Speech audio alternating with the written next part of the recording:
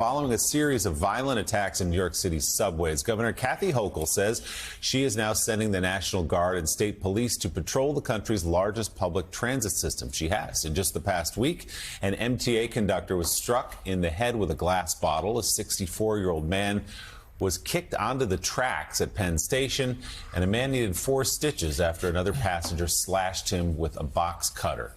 Joining us now is the Democratic governor of New York, Kathy Hochul. Governor, thanks for being with us. First of all, look at the headlines. The newspaper of record, as the Reverend Al likes to say for Morning Joe, the New York Post, boots underground, and then the Daily News, soldiers in the subway. So, Governor, no governor takes lightly calling up National Guard troops and sending them potentially into harm's way. What went into your decision to send National Guard and state troopers down into the New York City subway? I want to send reinforcements to the mayor of New York, who has primary responsibility for policing the subways.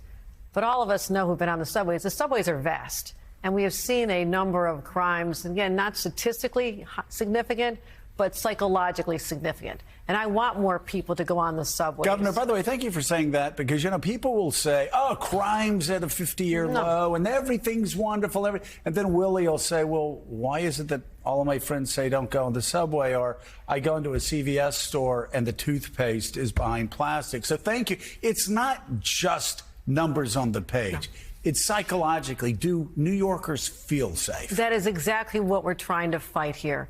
I can show you all the statistics in the world that say you should feel safe because the numbers are better. But you're the mom on the subway with your baby in a stroller. You're the parent putting your kid on the subway to go to high school. You're that senior citizen going to a doctor appointment. If you're anxious that I'm the governor of the state of New York, I'm concerned about it. And if you feel better walking past someone in a uniform to make sure that someone doesn't bring a knife or a gun on the subway, then that's exactly why I did it. I want to change the psychology around crime in New York City because we are the safest big city in America.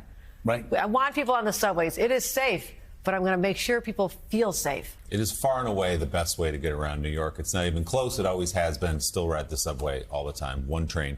But I was saying to you in the break that over the last couple of years, you do notice that, Rev, when we take the subway, you'd always stand up on the yellow line and look over to see if the train was coming. Everybody stands back. They're either against the back wall or they're against the post because of these stories we hear about getting pushed in front of a train. It doesn't happen a lot statistically, but it does happen. So I guess the question for me is, this is the response to a problem, but what about the root of the problem? Why is there a little uptick in subway crime? Why are we seeing some of this? We're still not at full capacity. We're about 4 million passengers a day. It's usually 6 or 7. I think when there's trains that are a little bit emptier, people feel more at ease to, interact with others, sometimes in a negative way, sometimes in a violent way. So when I can get capacity up there, we get the trains full again, the platforms full again, then crime does go down, because that's why we saw such a spike during the pandemic. There were not many people on it, and the criminals feel at ease that no one's watching it. But they are watching. Also, part of my plan is every single subway train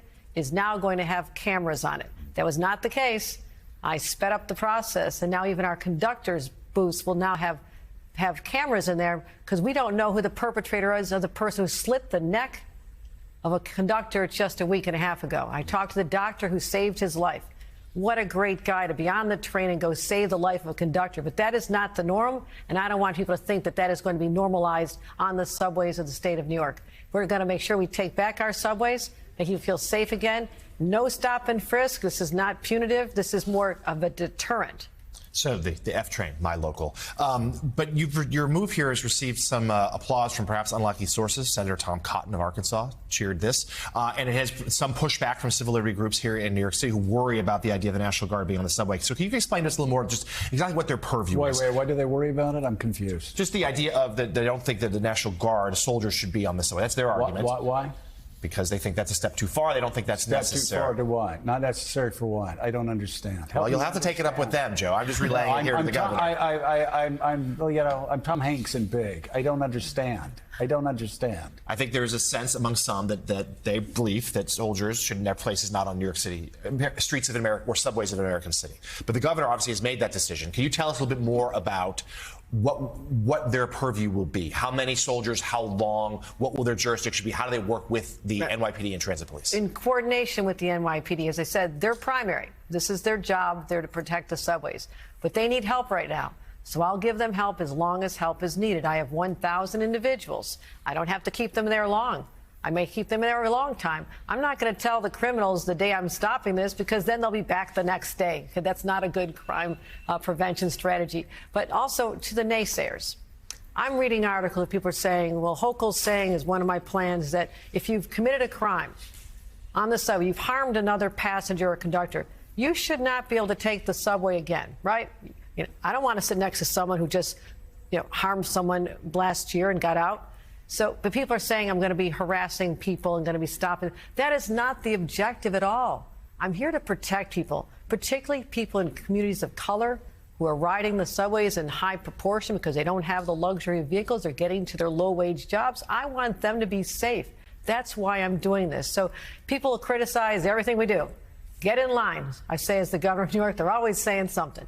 But all I know is my job is to protect the people of this state, and I'll do it. And I'm also going to demonstrate that Democrats fight crime as well. So this narrative that Republicans have said and hijacked the story that we're soft on crime, that we defund the police. No, we care about civil liberties.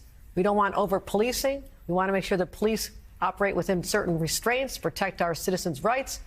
But by God, I'm going to protect their lives and protect their sense of safety and security here in the city of New York.